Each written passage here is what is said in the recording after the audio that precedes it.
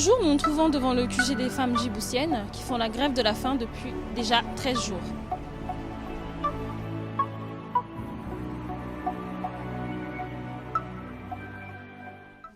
Comment vous sentez-vous? Je sens fatiguée. Nous sommes au 13e jour aujourd'hui. Je voulais parler beaucoup, mais aujourd'hui je ne peux pas. Je suis fatiguée aujourd'hui. Je ne peux pas. Merci.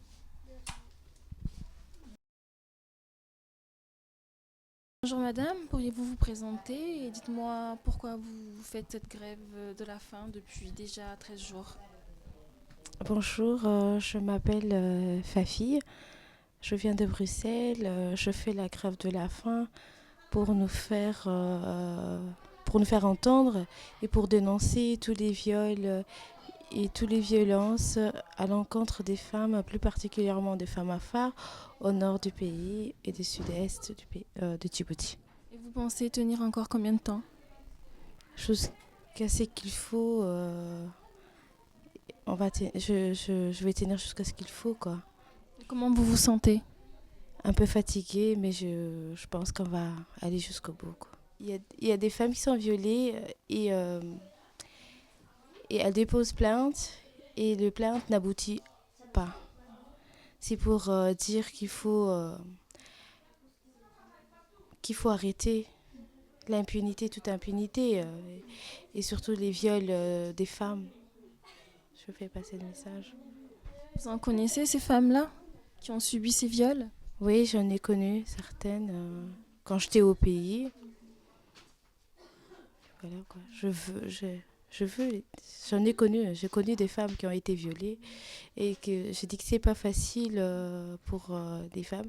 Et non seulement c'est difficile de dire qu'elle a été violée parce que elle voit ce qui se passe avec d'autres femmes qui ont été violées avant elle. Donc certaines ne veulent pas dire qu'elles ont été violées. Genre elles cachent, elles préfèrent souffrir seules que de Dénoncer? Merci Fafi. Pourriez-vous vous présenter, je vous prie? Bonjour, je m'appelle Fatouma. Je suis venue de Bruxelles pour participer à cette grève de faim pour, pour dénoncer les viols faits aux femmes à Far et à Djibouti. Oui. Comment vous vous sentez après ces 13 jours de grève de la faim? Je me sens fatiguée, mais je tiens un coup jusqu'au bout. Merci madame. Bonjour docteur, pourriez-vous vous présenter et nous présenter également l'état de santé de ces femmes? Donc, je suis le docteur Guillaume Petit, je suis médecin généraliste sur Arcueil, au centre de santé. J'accompagne les grévistes de la faim avec ma collègue, le docteur Frédéric Bloch. On se relaie auprès des femmes depuis le début de la grève de la faim. Donc là, on est au 13e jour. C'est vrai que là, on a un état de fatigue qui commence à se faire sentir sur le plan physique. Le moral tient plutôt bien, elles sont déterminées. On s'assure que l'état d'hydratation est correct, parce que effectivement, ne pas manger c'est une chose. Là, elles sont en train de puiser dans leurs réserves, donc elles ont un état de fatigue qui fait que leur organisme est en train de puiser dans leurs réserves. Mais il faut vraiment s'assurer que l'état d'hydratation reste correct. Donc notre travail, c'est de surveiller que la tension reste correcte, écouter le cœur et les poumons, s'assurer qu'il n'y a pas d'infection, parce qu'elles sont faibles, donc leurs défenses sont affaiblies. Il ne faudrait pas qu'il y ait un phénomène infectieux qui se greffe. Et voilà, donc on passe quotidiennement surveiller que tout se passe bien. Pour l'instant, tout se passe bien. Combien de temps pensez-vous qu'elles devront tenir ou Alors après, c'est à elles de déterminer, vu leur détermination, elles veulent poursuivre, bien sûr. L'organisme a suffisamment de réserves pour tenir encore plusieurs jours. Bien évidemment, la fatigue va s'accroître. Encore une fois, on surveillera que l'hydratation reste correcte, c'est quand même primordial. Mais elles peuvent encore tenir plusieurs jours, voire plusieurs semaines. Mais effectivement, on passera sur un état de fatigue beaucoup plus important, qui nécessitera une surveillance plus rapprochée. Donc, je suis Sabine Salmon, la présidente nationale de l'association Femmes Solidaires. Et donc, nous sommes ici depuis le premier jour de la grève pour accompagner nos amies djiboutiennes dans cet acte militant qu'elles ont choisi de prendre pour dire stop à l'impunité et non au viol. On les accompagne ici en France, ce n'est pas un hasard, hein. C'est parce que aussi la France a sa plus grosse base militaire française donc à Djibouti. Et donc on fait pression aussi auprès du gouvernement pour que cesse cette impunité dans ce pays qui a signé toutes les conventions internationales concernant les violences faites aux femmes, hein. Djibouti a signé la CEDAW et toutes les conventions, et il ne les respecte pas en toute impunité aussi. Donc c'est aussi de dire à la France que cette question des droits des femmes et des violences faites aux femmes doit absolument être abordée dans les discussions diplomatiques avec Djibouti. On aimerait aussi que la France aussi s'engage sur cette question et soutienne la démarche de ces femmes de demander une enquête internationale contre toutes les violences faites aux femmes à Djibouti. Je suis là parce qu'une dizaine de femmes ont décidé d'entamer une grève de la faim, que ce n'est pas anodin de mettre son corps en jeu, surtout quand il s'agit de problèmes de corps de femmes, parce que le viol comme arme de guerre est inacceptable, et au moment où la Cour pénale internationale vient de reconnaître dans un procès le viol comme crime de guerre et crime contre l'humanité, il serait temps que le gouvernement français intervienne au prix du pseudo-gouvernement de Djibouti, qui est quand même largement soutenu par la France, pour obtenir qu'enfin il y ait une commission internationale d'enquête qui travaille dessus. On ne peut pas en permanence laisser le gouvernement de Djibouti refuser toutes les actions en justice pour dire ensuite il ne se passe rien parce qu'il n'y a pas de plainte. Et concrètement, j'attends que le gouvernement français se décide enfin à réagir. Comment vous trouvez l'état d'esprit de ces femmes ? Je suis vachement impressionné. Parce que franchement, au bout de 13 jours, elles ont une pêche d'enfer, elles y croient, elles ont envie de se battre. Et j'espère que le gouvernement bougera avant qu'il y ait des conséquences graves, trop graves.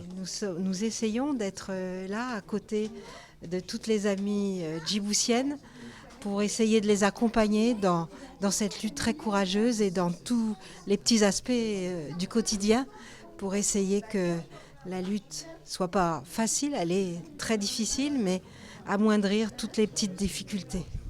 Mais moi, je suis très impressionnée par leur détermination, par leur courage et leur force. Et vraiment, ça rend très, très modeste par rapport à leur courage. Alors moi je suis venue apporter mon soutien parce que je trouve qu'on n'est pas assez en tous les cas mobilisé encore à ce jour sur cette problématique des viols à Djibouti, et notamment des viols normalement en général.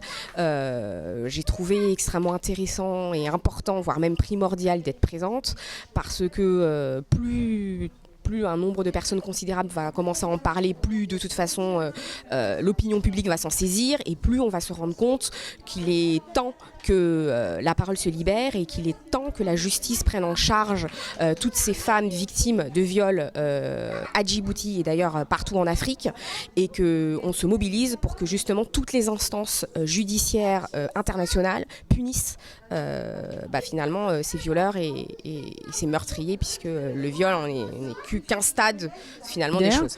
D'abord, je suis là parce que je veux soutenir, je suis engagée depuis très longtemps contre les violences faites aux femmes en France et à travers le monde. Donc pour nous, le viol est vraiment un fléau mondial. Donc d'abord, je suis là pour les soutenir, elles particulièrement, dans la lutte qu'elles mènent contre l'impunité et contre le silence qui entoure ces viols à Djibouti. Et je pense qu'au-delà de leur lutte, elles sont fortes, elles vont gagner et elles vont modifier peut-être à travers le monde la manière dont on enrobe les viols de silence. Voilà, donc je suis là pour elles et je suis là à travers leur combat pour toutes les femmes à travers le monde qui sont victimes de viols et dont on ne veut pas entendre la parole. Bonjour madame, pourriez-vous vous présenter, je vous prie ? Je suis Aïcha Dabalé, et je suis une des femmes grévistes de la faim. Et nous sommes à notre 13e jour, comme je le disais. Nous sommes fatigués. Je pourrais même dire que certaines de nos amies sont très fatiguées. Mais la détermination est là. Toutes les amies sont déterminées à poursuivre la lutte. Et je voudrais aussi profiter pour lancer un appel à toutes les personnes qui n'ont pas réagi ou qui ne se sont pas mobilisées encore autour de cette grève de la faim, pour leur demander que ces femmes n'ont pas mis leur santé en jeu juste comme cela. C'est parce que vraiment c'était un cri qu'on voulait lancer pour faire cesser les viols dans le nord et le sud-ouest du pays et pour que la communauté internationale sache enfin vraiment ce qui se passe dans notre pays et puis pour que l'impunité cesse enfin en République de Djibouti.